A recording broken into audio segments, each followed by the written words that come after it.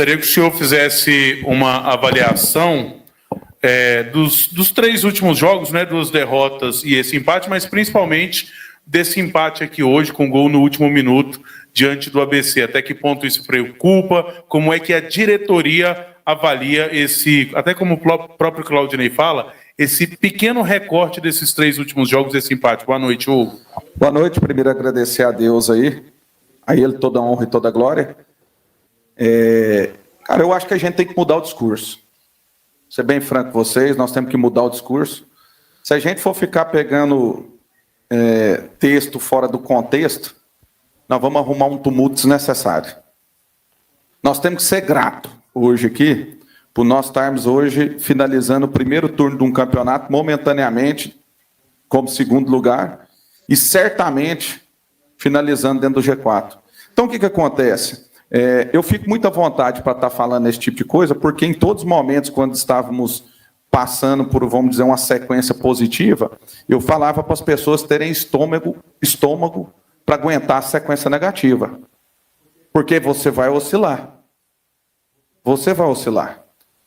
É impossível você imaginar que você vai manter num campeonato de 38 rodadas um nível de excelência quase que o Cruzeiro teve ano passado, que foi um ponto fora da curva. Então, nós precisamos ter estômago para isso. E todos, eu estou falando todos, é todos mesmo. É o torcedor, são nós da diretoria, são os jogadores, são os funcionários do clube, são vocês da imprensa. Vamos parar de ser ingrato.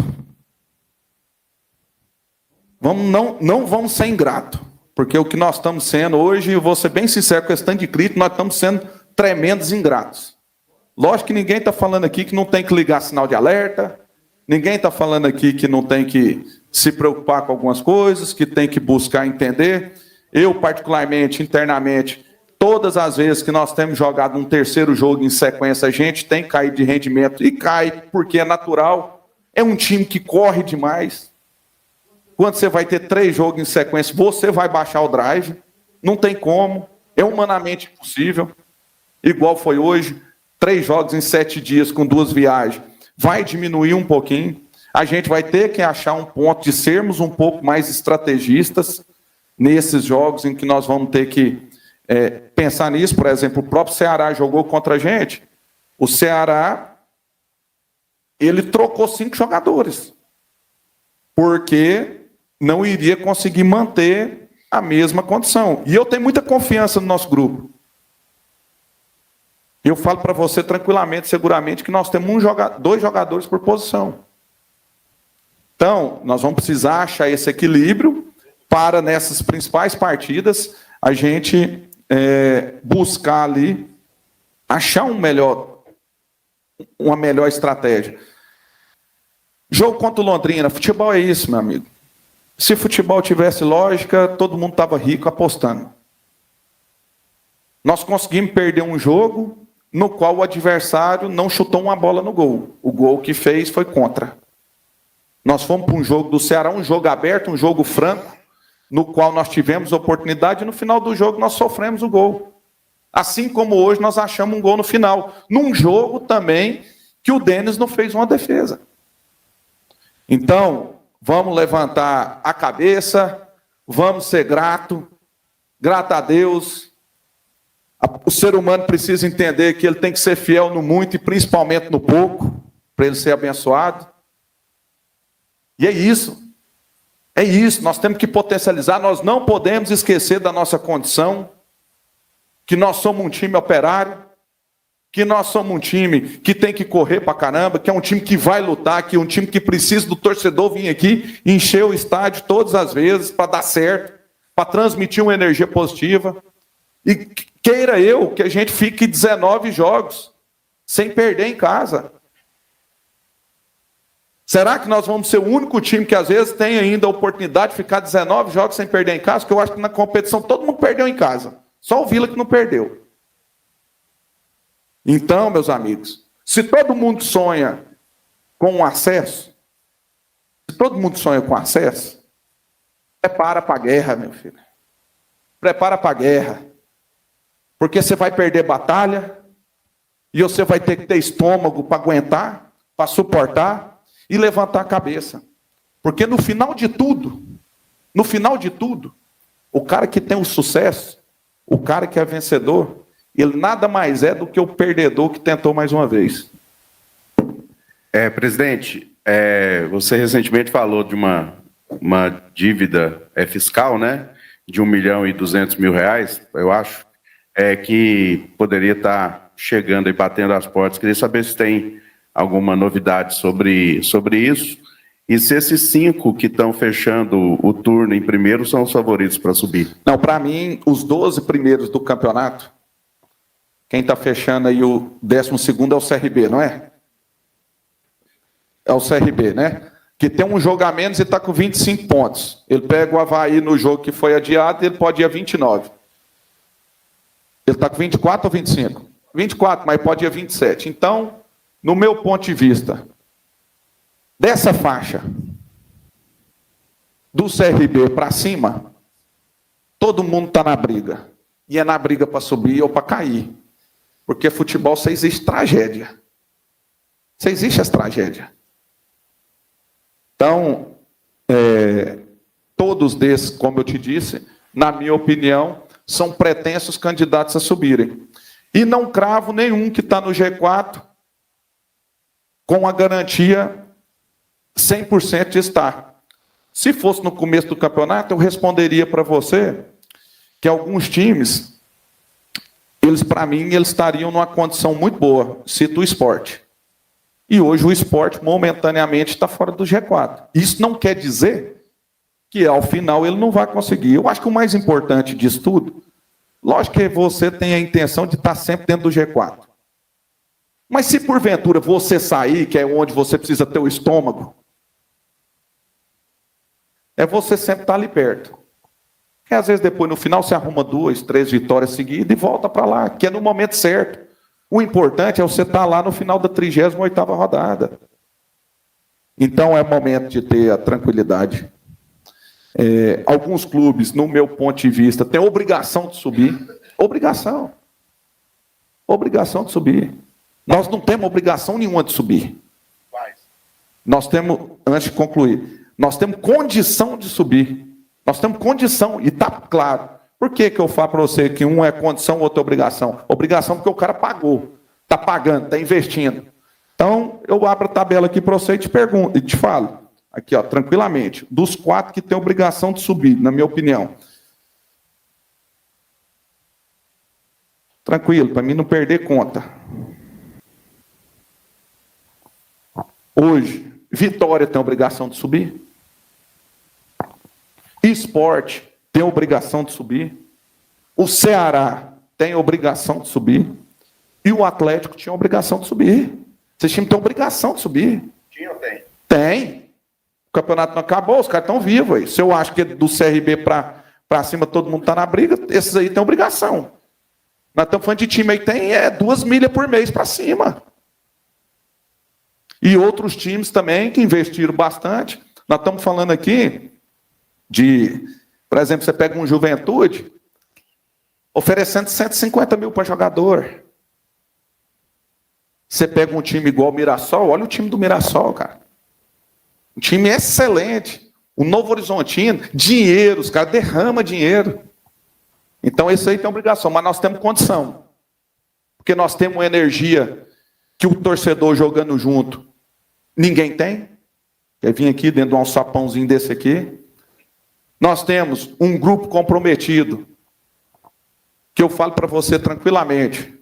Hoje ali nós temos 24, 25 atletas de linha, todos torcendo a favor. Às vezes esses clubes aí tem meia dúzia que está putinho, e aí, vamos dizer, uns acendendo, vamos dizer assim, agradecendo a Deus, e outros acendendo vela para o diabo, porque está putinho.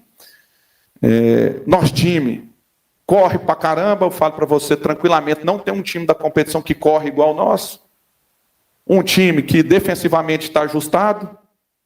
Então nós temos condição de chegar. Então, para isso, como eu te disse, nós estamos guerreando. A batalha é em todos os aspectos. É em aspecto espiritual, é aspecto mental, é de todos os aspectos. Agora é o seguinte, meu irmão, você está na batalha, você vai perder. Você está numa guerra, você vai perder uma batalha. Você vai perder algo que você nunca imaginaria perder. Então, amigão, aí é hora do camarada ter o saquinho roxo, não desesperar e buscar o seu objetivo. Então é isso. A dívida? Não, essa aí é mais uma que a gente vai tentando empurrar. Eu não sou um cara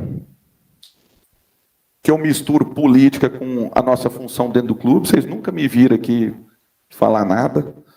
Torço muito para que o governo federal venha com uma nova remodelagem do Profut. Inclusive é o governo que criou o Profut, para que aí a gente pense num contexto de renegociar essas dívidas fiscais. Enquanto isso, o nosso objetivo principal aqui, o foco é, claro e evidente, as dívidas trabalhistas, as cíveis, e depois nós vamos buscando.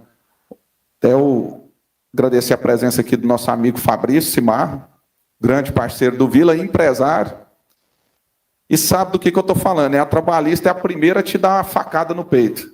Aí depois vem a cível te dando a facada nas costas. A tributária você ainda vai indo, esperneando. Ô, presidente, dos clubes que o senhor, até voltando nesse assunto, porque o senhor citou 4 clubes que, na sua visão, têm como obrigação, porque gastam mais e têm um recurso maior do que o próprio Vila hoje.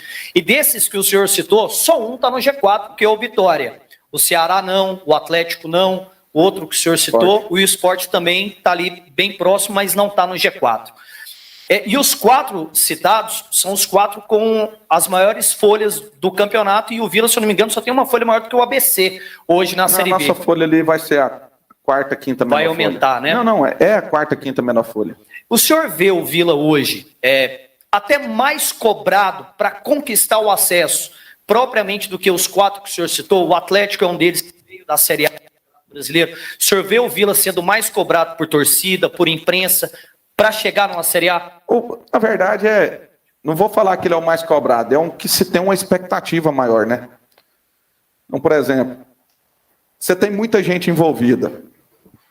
Isso aqui é igual relacionamento, meu irmão. Você vai conhecer uma mulher, você vai criando expectativa nela e dali vem a sua decepção. Então, por exemplo, você vai criando expectativa, ansiedade ali, aquela mulher que, eu tenho vontade de conhecer um cara, porque eu estou com quase 40, preciso casar.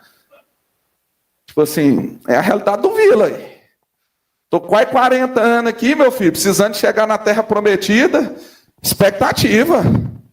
Expectativa, meu irmão. Isso aqui é igual que as mulheres encalhadas. Então, tipo assim, é diferente da novinha que larga do namoradinho lá e vai arrumar outro. Agora que ela está 40 anos lá, perdeu a oportunidade, às vezes, da vida dela, entra em depressão. Então é hora que a pessoa tem que ter o discernimento, a mulher calmar o coraçãozinho dela e entender que a vida muda. Entendeu? Daqui a pouco ela conhece outra pessoa melhor. Presidente, boa noite. Voltando ao futebol aqui. Janela de contratações está perto de fechar, né? Vila vai anunciar mais alguém até o começo de agosto?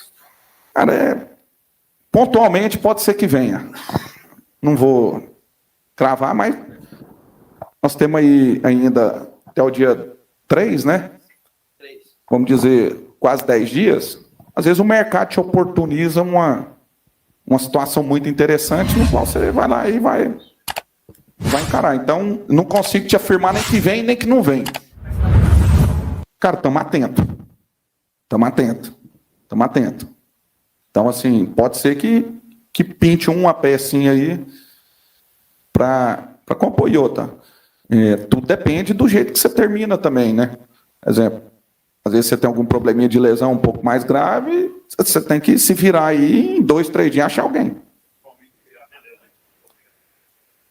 Cara, um atacante, talvez, ali, basicamente um atacante, porque hoje, por exemplo, você vai para um campeonato assim, você vai para outro campeonato agora, né?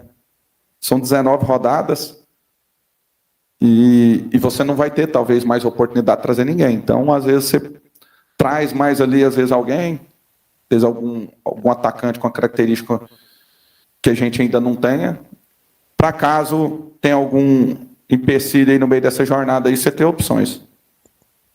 Beleza? Valeu, muito obrigado ao presidente.